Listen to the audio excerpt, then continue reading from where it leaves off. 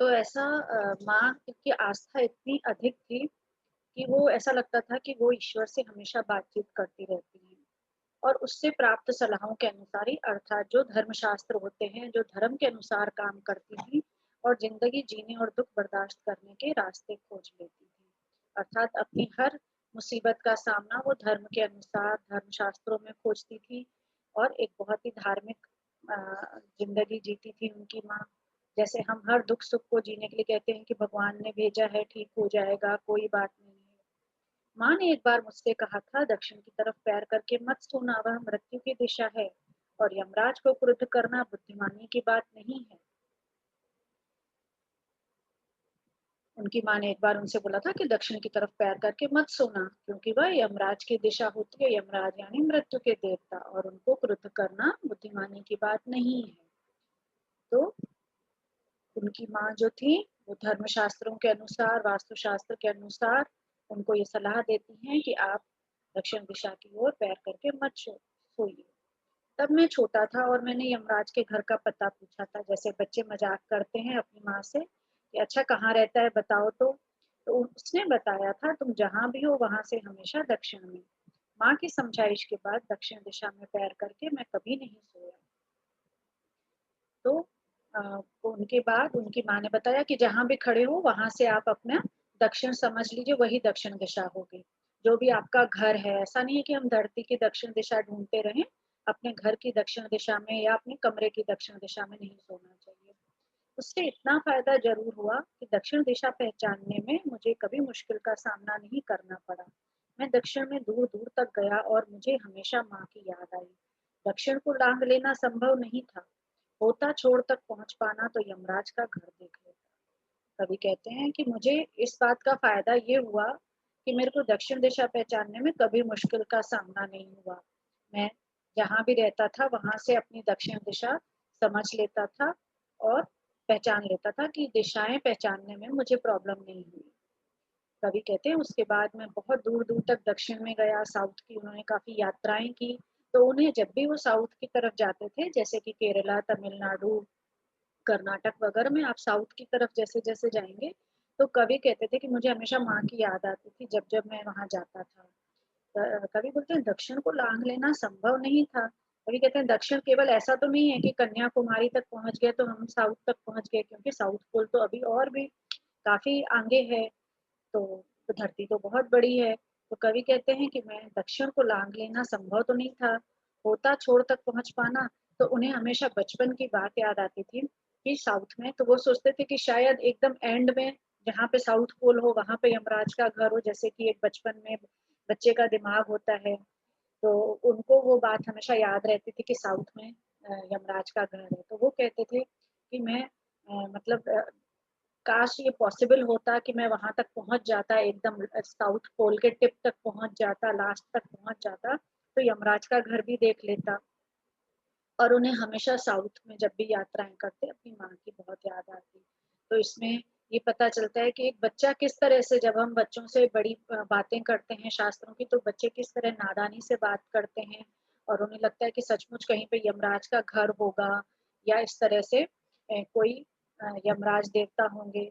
लेकिन ये सब बातें प्रतीकात्मक होती हैं। यमराज का घर मतलब मृत्यु का कारण, मैंने बताया आपको जैसे शुरू में कि कई साइंटिफिक रीजन होते हैं जब हम साउथ पोल की तरफ पैर करके सोते हैं, तो बहुत सारी हमारा ब्लड सर्कुलेशन जो है उसका फ्लो उल्टा होने लगता है, जिसकी वजह से मानसिक परेशानियां और शारीरिक कष्ट ग्रहण देखने पड़ते हैं। इसलिए इसको मृत्यु की दिशा बोला जाता है, क्योंकि ज्यादातर लोग ऐसा पाया गया कि जो लोग साउथ की तरफ पैर करके सो रहे हैं उनमें कई शारीरिक कष्ट, बहुत सारी बीमारियां उनमें उत्पन्न होने लगी।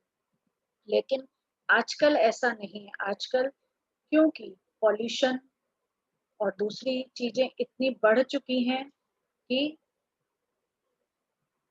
अशांति इतनी बढ़ चुकी है पूरे विश्व में कि आप जिधर भी पैर करके सो वही दक्षिण दिशा हो जाती है।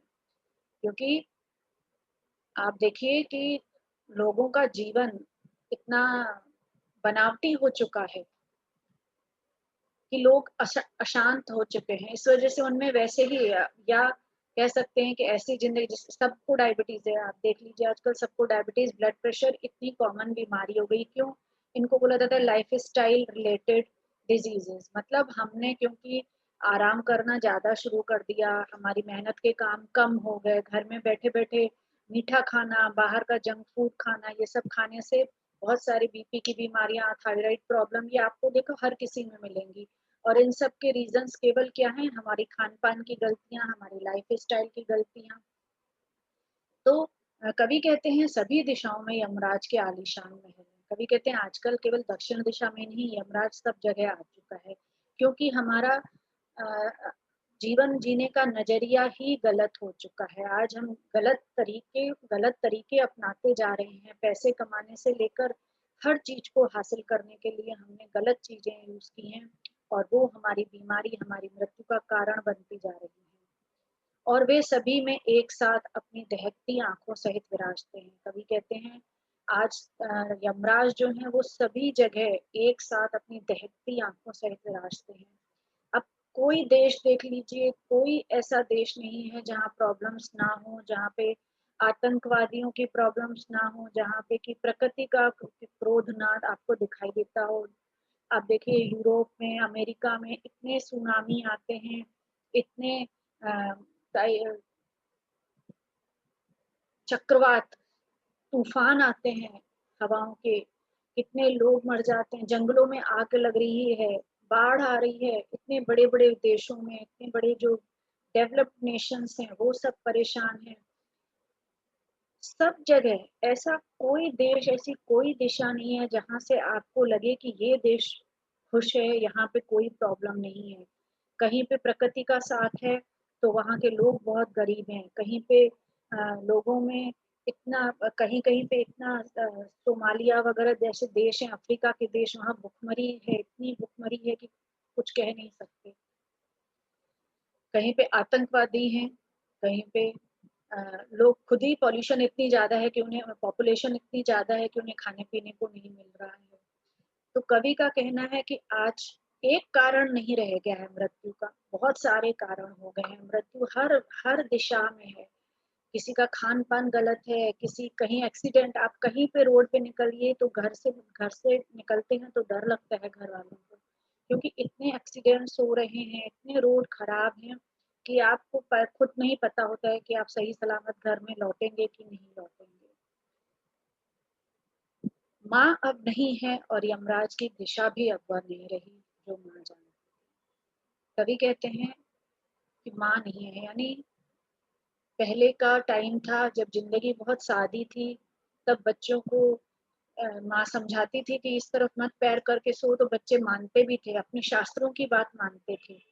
लेकिन आज तो माँ भी नहीं रही, अर्थात पुराने समय की बात हो गई है और यमराज की दिशा भी वो नहीं रही जो माँ जानती थी। अर्थात अब मृत्यु का कोई एक कारण नहीं रह गया है, ना ही कुछ ऐसा है कि इस तरफ करके सोएँगे तो अपशकुन होगा। कई बार आप सही सलामत अच्छे लोग, हेल्दी लोग भी, उनकी भी ज़िंदगी का भरोसा नहीं रहा है, क्योंकि कई बार हम सुनते हैं कि लोग, कोई ब्रिज गिर गई, कोई कहीं गए, कहाँ से आके पुल गिर गई और उनका शरीर शांत हो गया।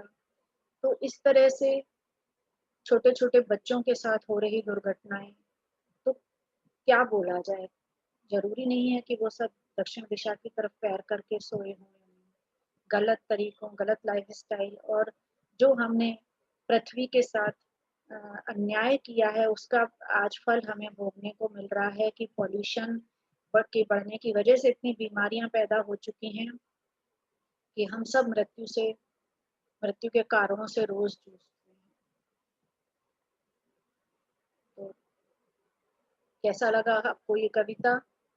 ज़रूर बताइएगा। Thank you very much. किसी को किसी भी प्रश्न में प्रॉब्लम हो तो आप कमेंट बॉक्स में पूछ सकते हैं। मेरे ख्याल से ये कविता बहुत ही सिंपल है, आपको बन जानी चाहिए। Thank you very much.